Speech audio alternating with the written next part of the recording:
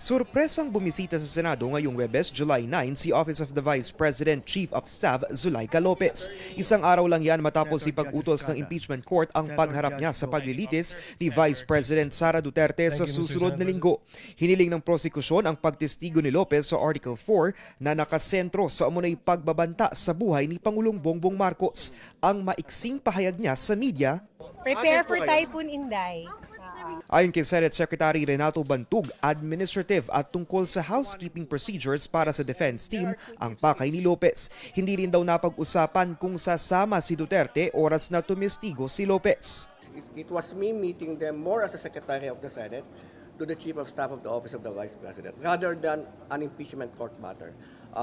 Nothing about the case was discussed. Sabi ni impeachment court spokesperson Reggie Tongkol, pasado alauna ng hapon naisilbi ang sabina kay Lopez ilang oras matapos ang pagbisita sa Senado. Base sa dokumento, pinapaharap siya ng korte sa July 13 at 14. Sa press briefing ng defense itong Miyerkules, iginiit ng abogadong si Michael Poa na handa sila sa pagpresenta ng prosekusyon kay Lopez bilang testigo. Once the prosecution is done with their direct, we'll see if there's a need for us to cross-examine. We have informed the Vice President of the same.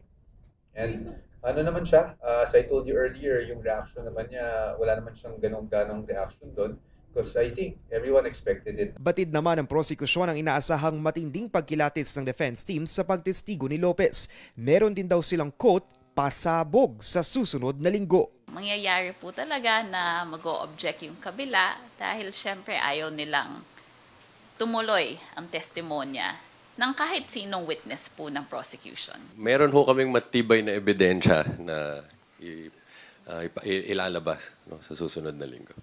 Tinawag rin ng prosekusyon na kathang-isip at alegasyon lang ang argumento ng defense na may banta sa buhay ni Duterte kaya siya nakapagbitiw ng ganoong salita laban sa Pangulo. Wala naman pong napatunayan na may ganong plot sa kanila. Tama ba na kung merong pakiramdam na dahil dito sa mga ganitong klaseng allegations ay pwede nang pagbantaan ang buhay ng ibang tao, pwede nang pagbantaan ang buhay ng presidente?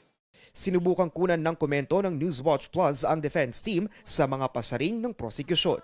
Pagdating naman sa kontrobersyal na box na naglalaman ng tax record si Duterte at ng kanyang asawa, iginiit ni Private Prosecutor J. Tolosa na batay sa batas, opsyon ang paghingi ng consent sa Pangulo para mabuksan ng Bureau of Internal Revenue o BIR ang mga dokumento. Sang-ayon din daw yan sa paglilitis noon kay dating Chief Justice Renato Corona noong 2012. Pero sa ngayon daw, aniya, hindi ito ang prioridad ng prosekusyon. Ang request lang daw nila sa impeachment court, utusan ang BIR Commissioner na ibigay ang mga dokumento sa korte. Para sa mga impormasyong napapanahon at on-demand, Lance Mexico, Newswatch Plus.